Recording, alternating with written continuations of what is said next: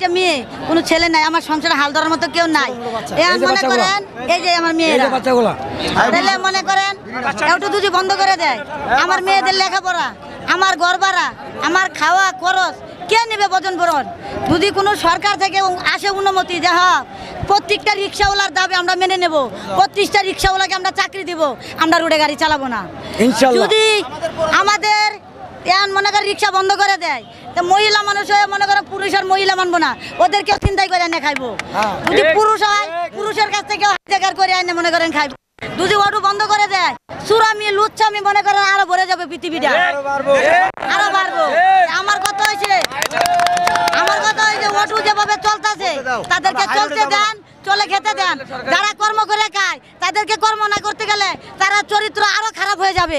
যেহেতু চরিত্র তাদের ভালো আছে, কর্ম করে খেতে চায়, তারা কর্মতে যুগ দিয়ে মনে করে কর্ম করে জান করে দিয়ে তারা খেতে চায়। তাদের এটার ভিতরে যদি কেউ বাধা দেয়, তাহলে কেউ চুর হবে, কেউ লুচ্চা হবে, কেউ বদমাশ হবে, কেউ ডাকাত হবে, কারো গাড়ি ভাঙবে, কারো মা বোনের ঘরে যাবে। আপনারা যদি ওটা না চান, আপনারা অটো রিক্সা চালাতে দেন, তারা চোরে করে কাজ।